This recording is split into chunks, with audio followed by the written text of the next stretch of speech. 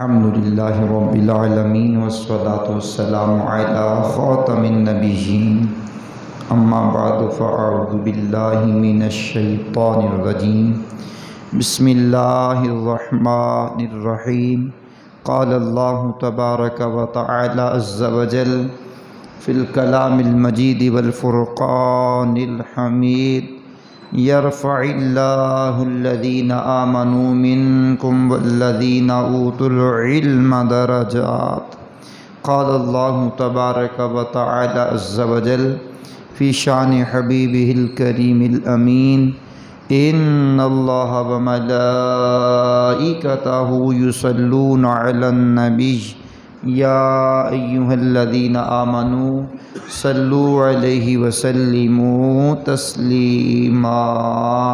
درود شریف پڑھیے بلند آواز سے، الصلاۃ والسلام علیک یا رسول اللہ، اور بلند آواز سے پڑھیے الصلاۃ والسلام علیک یا حبیب اللہ، الصلاۃ والسلام علیک یا نبی اللہ وعلی آلک واصحابک یا نور اللہ۔ اللہ کریم کا کروڑ شکر ہے جس کی عطا اور توفیق سے آج ہم 10 شوال المکرم 1445 ہجری بمطابق 19 اپریل 2024 کا یہ جمعہ مرکزی جامع مسجد انواری ممتاز آباد ملتان شریف میں رہتے ہوئے اس کی برکتیں لوٹ رہے ہیں۔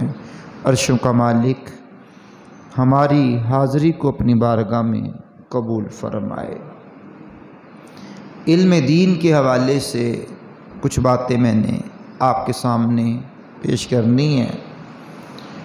سورۃ المجادلہ کی آیت نمبر 11 میرے سامنے ہے اور اس کا کچھ حصہ ہے۔ مالک کائنات نے ارشاد فرمایا، اللہ تم میں سے وہ جو مومن ہیں جن کو علم دیا گیا ہے ان کے درجے بلند فرمائے گا۔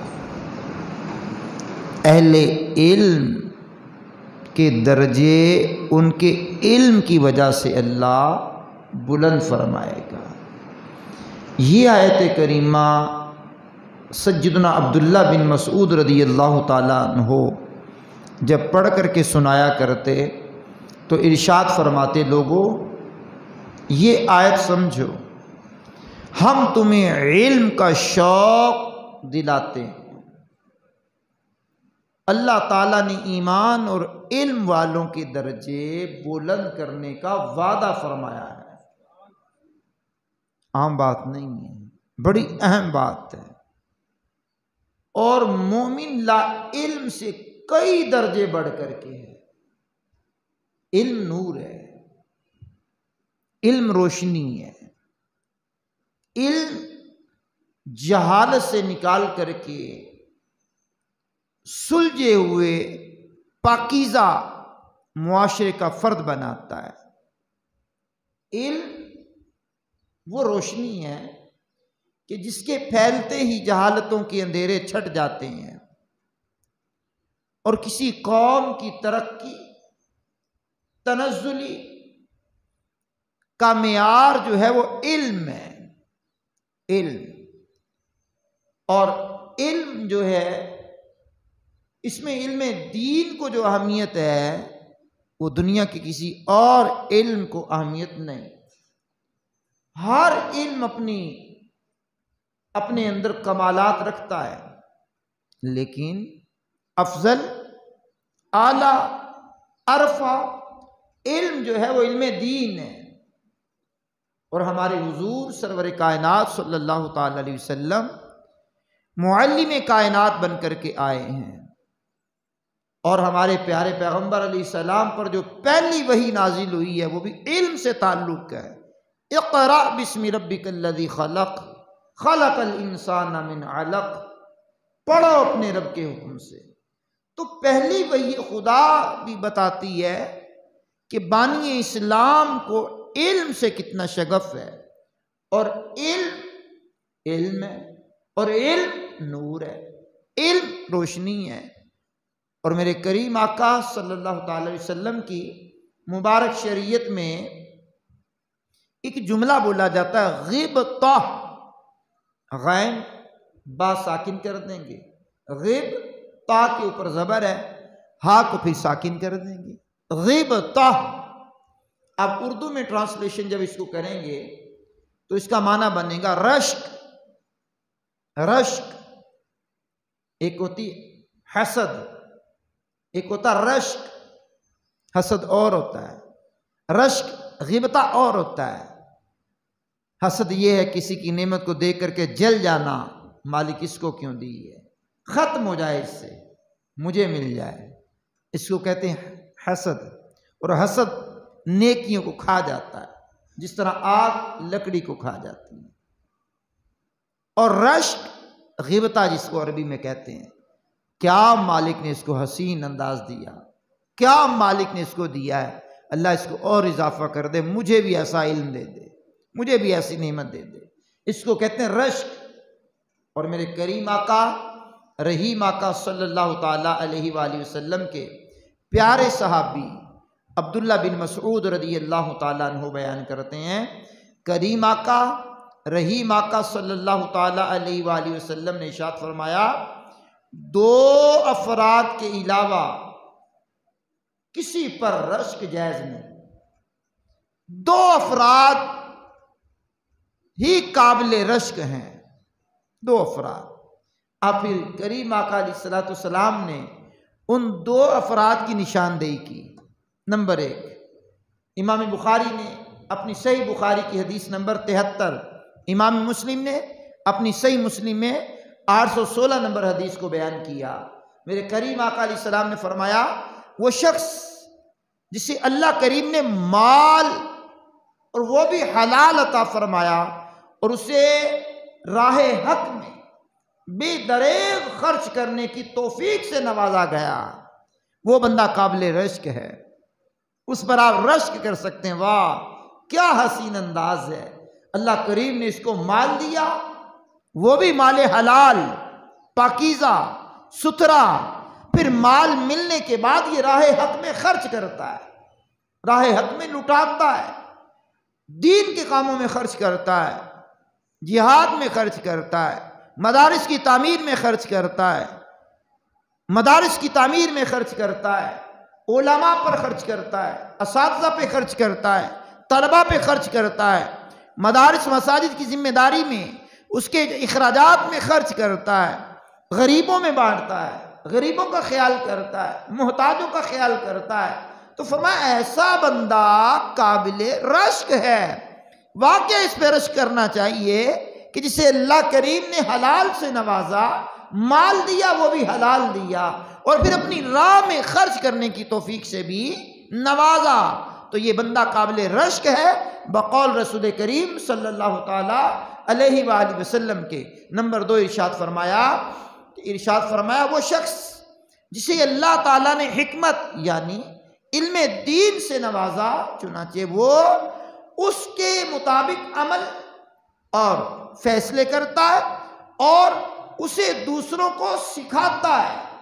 اب یہاں 3 باتیں قابل غور، علم دین ملا، اس کے مطابق عمل نمبر 1، اس کے مطابق فیصلے نمبر 2، اس کے اس علم کو لوگوں تک پہنچاتا ہے، لوگوں کو سکھاتا ہے، تو یہ قابل رشک بندہ ہے، اس پر جائز ہے کہ رشک کیا جائے۔ یہ 2 افراد حضور فرماتے قابل رشک ہیں، ان 2 افراد پہ رشک کرنا چاہیے، غبطہ کرنا چاہیے، رشک کرنا چاہیے کہ یہ 2 افراد کا مقام و مرتبہ اللہ کریم نے بڑا بلند اور بالا مرتبہ اللہ کریم نے ان کو عطا کیا۔ ہمارا رشک کرنے کا انداز بھی نرالا ہے۔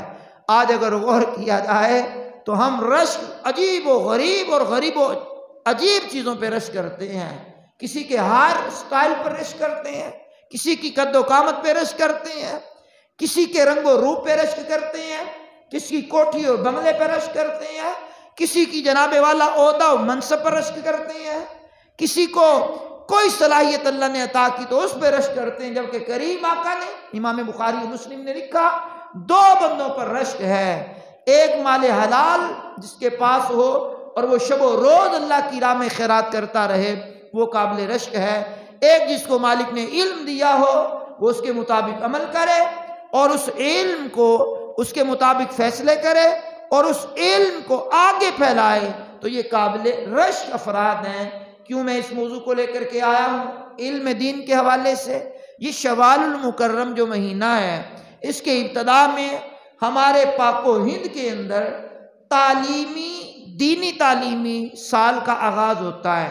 شوال المکرم میں داخلوں کا سلسلہ شروع ہوتا ہے ہمارا، درس نظامی ہو یا مفتی بننے کا کورس ہو یا حفظ القرآن ہو یا ناظرۃ القرآن ہو، اینی ون دینی ادارے جو ہیں اس میں تعلیمی سال کا آغاز شوال المکرم میں ہوتا ہے۔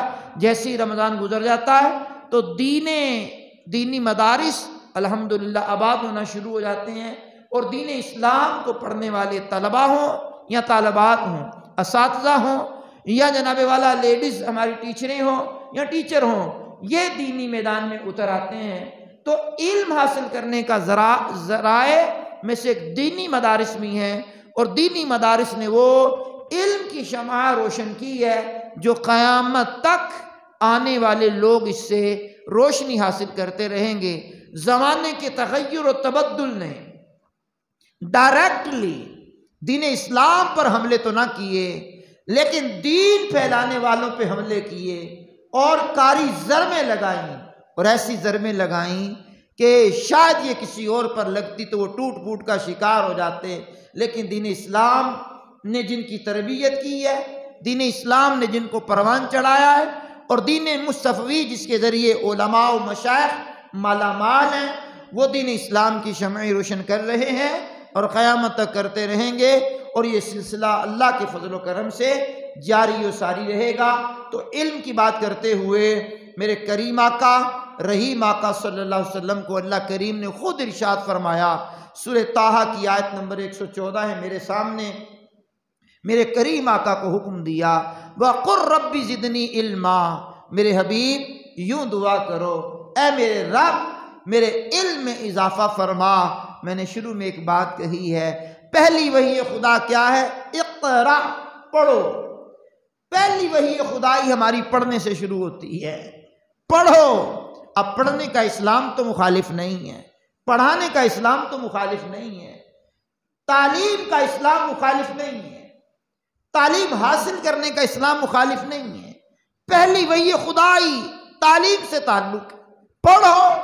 اقرا بسم ربک الذی خلق، خلق الانسان من علق۔ اب اس کا تعلق بھی پڑھنے سے ہے، غور و فکر سے ہے۔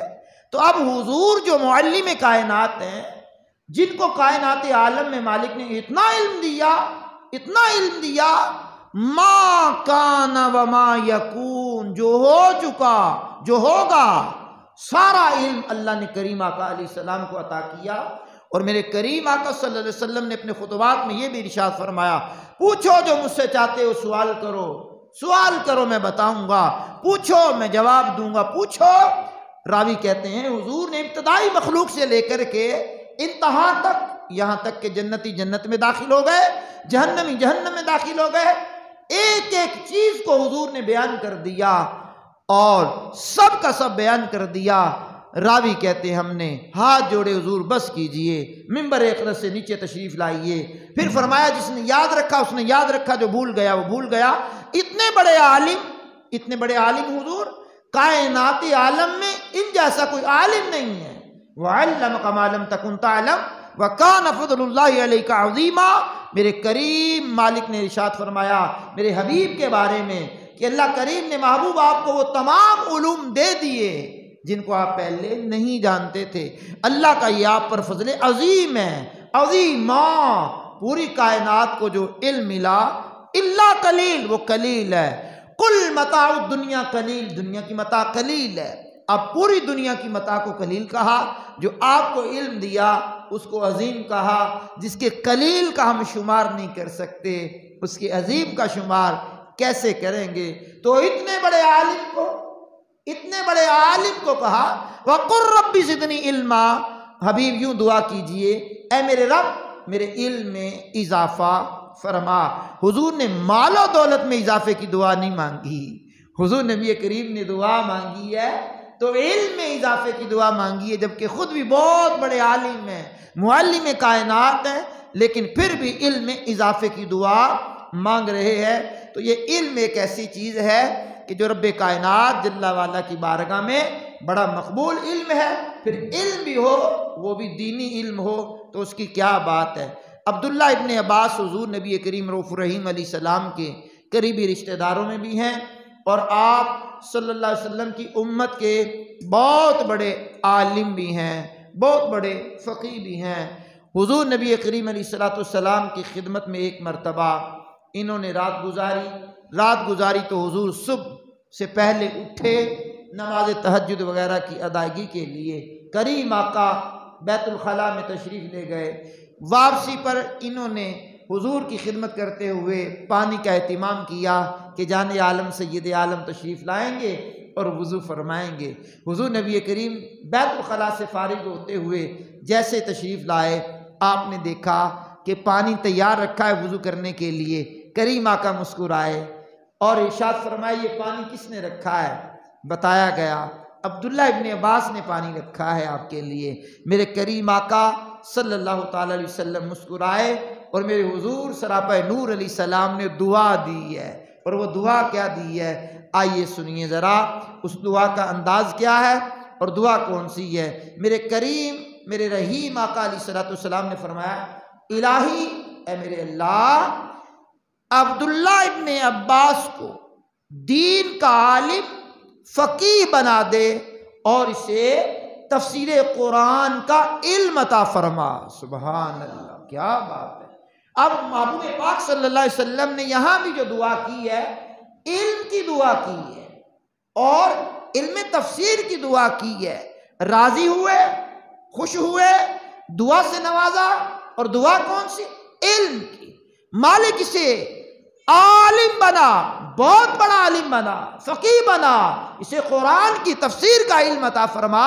تو گویا یہ دعائیں کرنا اور دعاؤں سے نوازنا، اور وہ بھی دعا علم کے بارے میں، کریم آقا علیہ السلام کی بھی سنت ہے، اور اللہ کریم نے محبوب کو یہ دعا کرنے کا حکم بھی ارشاد فرمایا ہے، اور ڈائریکٹلی حضور نبی کریم صلی اللہ تعالی علیہ وسلم نے اس کا ارشاد فرمایا ہے۔ اب رب کائنات جل وعلا کی بارگاہ میں اس عبداللہ ابن عباس کا مقام و مرتبہ علماء فرماتے ہیں یہ امت محمدیہ کے ماہر عالم ہیں، ماہر عالم ہیں۔ اللہ اکبر کبیرہ، اللہ اکبر کبیرہ۔ فاروق اعظم رضی اللہ تعالیٰ عنہ ان کی رائے کا بہت احترام کرتے اور ان کی رائے کو بہت اہمیت دیتے۔ کسی نے تعجب سے اظہار کیا یہ جوانی میں بھی آپ ان کا اتنا احترام کرتے ہیں اور بوڑھوں کی رائے پر بھی ان کو ترجیح دیتے ہیں۔ فاروق اعظم رضی اللہ تعالیٰ عنہ نے ارشاد فرمایا یہ جوانی میں بھی علمی مہارت رکھنے والے بوڑھوں کی طرح ہے، کیونکہ اللہ تعالیٰ نے اسے علمی سوالات کرنے والی فصیح زبان اور باشعور دل عطا فرمایا ہے۔ سبحان اللہ۔ عبداللہ ابن عباس کو اور ریزن پیچھے کیا بیان ہوا؟ حضور کی خدمت اور حضور کی دعا۔ کیا بات ہے، کیا بات ہے۔ سوال کرنے والی زبان اور باشعور دل، یہ دو چیزیں، اور امت کے بہت بڑے فقیہ عالم۔ کیا بات ہے عبداللہ ابن عباس کی۔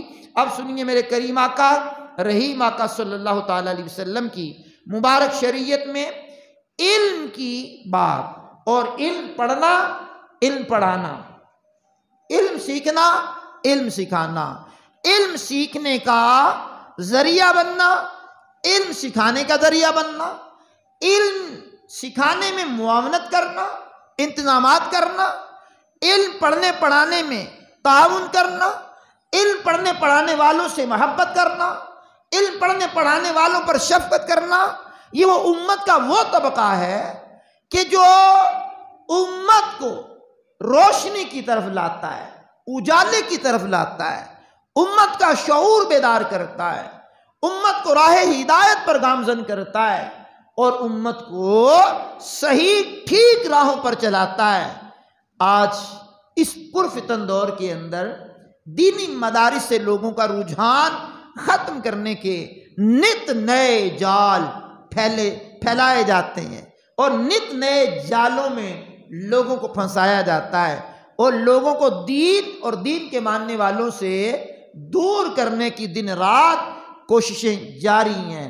اور دن رات موٹیویشن سپیکر ہو، ان کے موٹیویٹ کرنے کا انداز کہ علماء کی کوئی قدر نہیں ہے، علماء کو کون جانتا ہے۔ میں نے کہا جن کی کتابیں پڑھ کے کہ آپ موٹیویشن سپیکر بنے ہیں، جن کی کتابوں سے استفادہ کرتے کرتے آپ یہاں پہنچے ہیں، یا آپ کے باپ دادوں نے جن سے علم حاصل کیا ہے، ماں بدولت انہی کے کھاتے پڑ گئے، انہی کے گلے میں فٹ ہو گئے، اور انہی کے بارے میں بھونکنے لگ گئے۔ اور بہت بڑے ادبی اسکالر گزرے ہیں، اللہ اکبر، اشفاق احمد مرحوم علیہ رحمہ کہا کرتے تھے کہ ڈائریکٹلی کوئی بندہ دین اسلام کو گالی تو نہیں دے سکتا کہ لوگ ابھریں گے اور لوگ اسے ماریں گے، لوگ اسے برا کہیں گے، تو انڈائریکٹ یہ گالی دیتا ہے۔ یہ دین کے ماننے والے مولویوں پر اپنی بڑاس نکالتا ہے، اور مولویوں کو برا بلا کہہ کر کے، علماء کو برا بلا کہہ کر کے اپنی دلی بڑاس نکالتا رہتا ہے۔ حالانکہ یہ ڈائریکٹ حملہ کرنا چاہتا دین پر، لیکن دین پر حملہ ڈائریکٹ نہیں کرتا تاکہ عوام میرے خلاف نہ ہو جائے۔ تو دین کو پھیلانے کا جو ذریعہ بنتے ہیں ان پر اپنی بڑاس نکالتا رہتا ہے۔ بہرحال جو مرضی لوگ کرتے رہیں، دین اسلام کی وہ شمع ہے جو روشن ہے اور قیامت تک روشن رہے گی۔ ہاں، فانوس بن کے جن کی حفاظت ہوا کرے، ہوا بھی کبھی کبھار حفاظت کرتی ہے، فانوس بن کے جن کی حفاظت ہوا کرے، وہ شمع کیا بجھے جسے روشن خدا کرے۔ تو جس میں اضافے کا اللہ کریم محبوب سے کہلوا رہا ہے وَقُلْ رَبِّ زِدْنِي عِلْمًا، حبیب دعا کیجئے اللہ میرے علم میں اضافہ فرما۔ حضور علم میں اضافے کی دعاؤں سے نواز رہے ہیں، تو یہ بہت بڑی بات ہے۔ اور کریم آقا کے بارے میں آپ کی ہی زوجہ محترمہ ام سلمہ رضی اللہ تعالی عنہا بیان کرتی ہیں کہ میرے سرتاج صاحب معراج یعنی میرے شوہر نامدار اور اللہ کے آخری نبی صلی اللہ تعالی علیہ وسلم نماز فجر کے بعد یوں دعا کیا کرتے۔ کیا حسین انداز ہے دعا کا، اور اس دعا کو مجمع الزوائد کی حدیث نمبر 16976 نمبر میں رقم کیا گیا ہے، تحریر کیا گیا ہے۔ ام المومنین ام سلمہ کہتی ہیں نماز فجر جب حضور پڑھ لیتے تو دعا کرتے، اللہم انی اسألک علما نافعا ورزقا طیبا وعملا متقبلا، او کما قال علیہ السلام۔ دعا کرتے الہی اے اللہ میں تجھ سے نفع بخش علم کا سوال کرتا ہوں، وہ علم جس پر عمل کیا جائے، پاکیزہ حلال رزق اور مقبول عمل کا سوال کرتا ہوں۔ 3 باتیں ہو گئی جناب۔ پہلی بات، مالک کائنات میں علم مانگتا ہوں لیکن نفع بخش، وہ علم نہ جو مجھے مغرور کر دے، وہ علم نہ کہ جو اللہ کے بندوں کو حقیر سمجھنے بندہ لگ جائے، وہ علم نہیں کہ جو مخلوق خدا پر زیادتی کا باعث بن جائے۔ نفع بخش علم ہو، نفع بخش ہو، نہیں تو بندہ اپنے علم کی دھاک بٹھاتے ہوئے کسی کو کوئی سمجھتا ہی نہیں ہے، لگتا ماں بدولت کے بعد بڑا علم آ گیا۔ علم ہو لیکن نفع بخش ہو، علم ہو فائدہ مند ہو، علم ہو امت کی بھلائی کا علم ہو، امت کو بھلائی کی طرف لانے کا علم ہو۔ پہلی بات علم، وہ بھی نفع بخش۔ نمبر 2، پاکیزہ رزق ہی نہیں مانگنا چاہیے، حلال رزق مانگنا چاہیے، طیب رزق مانگنا چاہیے، ستھرا رزق مانگنا چاہیے، اور حلال رزق کی طرف توجہ بھی کرنی چاہیے۔ اور تیسری بات ارشاد فرمائی، حضور سوال کرتے الہی ایسا عمل کرنے کی توفیق عطا فرما جو تیری بارگاہ میں مقبول ہو جائے۔ اگر آپ قرآن کریم کی سورہ ملک پڑھیں گے، الذی خلق الموت والحیات لیبلوکم ایکم احسن عملا، الذی خلق الموت والحیات لیبلوکم ایکم احسن عملا، مالک الہی رب وہ ہے، اللہ وہ ہے، خلق الموت جس نے موت کو تخلیق کیا، والحیات جس نے زندگی کو پیدا کیا، کیوں پیدا کیا؟ لِيَبْلُوَكُمْ أَيُّكُمْ أَحْسَنُ عَمَلًا، تاکہ تمہیں جانچیں، آزمائیں، پرکھیں تم میں سے کون اچھے عمل کرتا ہے۔ اچھے عمل، احسن عملا، اکثر عملا نہیں ہے کہ بہت سارے عمل کرتا، نا، عمل تھوڑے بھی ہوں اچھے ہوں تو مالک قبول فرما لیتا ہے، ساری رات کی عبادتیں ضائع کر دیتا ہے، معمولی سا عمل بھی قبول کر لیتا ہے۔ ہاں عبادتیں کرنا نہیں چھوڑیں گے، عبادتیں کریں گے، وہ قبول کر لے اس کی مرضی ہے، نہ قبول کرے اس کی مرضی ہے۔ قبول کرنے کی دعائیں کرنا سنت ہے، عمل وہ جو اللہ کی بارگاہ میں مقبول ہو جائے۔ تو میں بات کر رہا تھا علم کی، بات کر رہا تھا علم کی، بات کر رہا تھا عمل کی، بات کر رہا تھا رزق کی۔ تو میرے کریم آقا علم میں اضافے کی دعائیں بھی مانگا کرتے۔ آج ہمارے ہاں عمومی طور پر، جب نجی طور پر یا اجتماعی طور پر ہم ترغیب دلاتے ہیں، بھائی تعلیمی سال کا آغاز ہے، دینی مدارس میں آپ کے ذہین فطین جو بچے ہیں دین کے لیے لائیے، ان کو دین اسلام کا علم پڑھوائیے، بیٹیوں کو دین اسلام کے علم سے آراستہ کیجئے۔ سوال پیدا ہوتا ہے اگر دین پڑھائیں گے تو یہ کھائیں گے کہاں سے، کھائیں گے کہاں سے؟ میں نے کہا نہ تو آپ کھلا رہے ہیں نہ میں کھلا رہا ہوں، نہ آپ پلاتے نہ میں پلاتا ہوں، نہ علم خوراک مہیا کرتا ہے نہ فن خوراک مہیا کرتا ہے۔ 12واں پارہ پڑھ لیجئے گا، پہلی لائن یہی شروع ہو رہی ہے، جتنے زمین پر ہیں سب کی رزق کی ذمہ داری اللہ پر ہے، سب کا ذمہ کرم رزق کا اللہ پر ہے۔ واجب نہیں ہے کہ وہ دے، لیکن اس کی کرم نوازیاں ہیں، سب کو وہی دیتا ہے۔ اور پچھلی قوموں میں جو یہ منصوبہ بندی، جو نام بدلتے رہے اس کے، لیکن یہ اولادوں کو جو قتل کرتے تھے، یوں ہی قتل کرتے تھے کہ ان کو کھلائے گا کون، ان کو کون پلائے گا۔ حالات ایسے نہیں ہیں۔ آج بھی یہ جو عمل کرتے ہیں ان سے پوچھا جائے کیا مسئلہ ہے تمہیں، کوئی بیماری ہے، کوئی میڈیکل پرابلم ہے کیا؟ نہیں یار بس ٹھیک ہے، اتنے ہی بچے ہونے چاہیے، بقیہ میں اخراجات پورے کر نہیں سکتا۔ اب قرآن کریم تو اس کا سخت مخالف ہے۔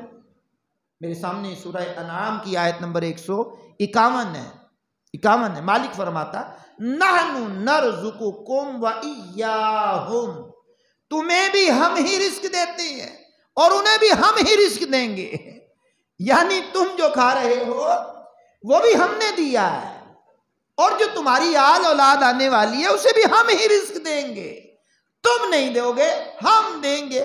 تو رزق کا ذمہ اللہ نے اپنے ذمہ کرم پر لیا ہے۔ تو دینی مدارس کے طلبہ ہوں یا دنیاوی تعلیمی ادارے ہوں، تمام تر کے رزق کا ضامن اللہ کریم ہے، بندے نہیں ہیں۔ خدا کا شکر ہے صوفی کہ اس کے ہاتھ ہے روزی، خدا کا شکر ہے صوفی کہ اس کے ہاتھ ہے روزی۔ یہ حق بھی بندوں کو دیا ہوتا تو کیا ہوتا؟ تو بندے تو جس کو چاہتے دیتے، جس کو چاہتے نہ دیتے۔ اس نے میری مخالفت کی ہے، چھوڑ دو اس کو نہیں دینا، تو یہ اللہ کے ذمہ کرم پر رزق ہے۔ وہ مالک کائنات جل وعلا نے سورہ بنی اسرائیل میں ایک اور مقام پر یوں بھی ارشاد فرمایا ہے، ان ربک یبسط الرزق لمن یشاء وَيَقْدِرْ إِنَّهُ كَانَ بِعِبَادِهِ خَبِيرًا بَصِيرًا۔ مالک کائنات نے فرمایا بے شک آپ کا رب جس کے لیے چاہے وسیع رزق کرتا ہے اور جس کے لیے چاہے تنگ کر دیتا ہے، یقیناً وہ اپنے بندوں کی خوب خبر رکھنے والا، دیکھنے والا ہے۔ سورہ بنی اسرائیل کی آیت نمبر 30 ہے۔ تو مالک کائنات ہی رزق عطا فرماتا ہے۔ لیکن بات پھر وہیں پر لا کر کے ختم کروں گا۔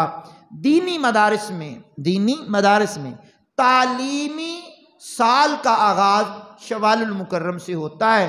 ہمارے بھی جامعات میں داخلے جاری ہیں، لڑکیوں کے، لڑکوں کے، بچوں کے، بچیوں کے۔ تو آپ علم کی شمع سے اپنے آل اولاد کو ضرور روشنی عطا فرمائیں، ضرور اپنی آل اولاد میں سے علم کی شمع روشن کریں، اپنے چاہنے والوں میں، اپنے رشتہ داروں میں، اعزاء و اقربا میں علم کی روشنی پھیلانے کے لیے جستجو کرتے رہیں۔ ایک تو پراپر دینی اداروں میں داخلہ لے کر علم حاصل کیا جاتا ہے، ایک یہ جو خطابات ہوتے ہیں، بیانات ہوتے ہیں، جمعے کے بیانات ہوں، یا ہمارا دعوت اسلامی کا ہفتہ وار اجتماع ہو، یا امیر اہل سنت کا مدنی مذاکرہ ہو یا مدنی چینل پر مختلف پروگرام جو آیا کرتے ہیں، یہ بھی علم پھیلانے کا ایک ذریعہ ہوتے ہیں۔ پھر علماء نے جو اردو میں تفاسیر لکھی ہیں، جیسے صراط الجنان فی تفسیر القرآن 10 جلدوں پر مشتمل ہے، یہ بھی علم حاصل کرنے کا ایک ذریعہ ہے۔ اب مفتی صاحب محمد قاسم صاحب نے ایک اور تفسیر لکھ دی ہے جو تعلیم القرآن کے اعتبار سے تعلیم القرآن ہی نام رکھا، 2 جلدوں پر ہے، آسان فہم ہے۔ قرآن کا جو علم چاہتا ہے یہ تعلیم القرآن کی 2 جلدیں لے لے، بہترین تفسیر ہے۔ بہار شریعت یہ بھی ایک علم حاصل کرنے کا ذریعہ ہے۔ فرض علوم سیکھیے، اتنی موٹی کتاب مکتبۃ المدینہ نے جاری کی ہے۔ جو فرائض علوم کا متمنی ہو کہ مجھے فرض چیزیں تو پتہ چل جائے نا، چیدہ چیزیں کون سی فرض ہیں، تو وہ فرض علوم سیکھیے، اس کتاب کو حاصل کرے اور اس کو پڑھے۔ اللہ نے چاہا تو بہت سارا فائدہ ہوگا۔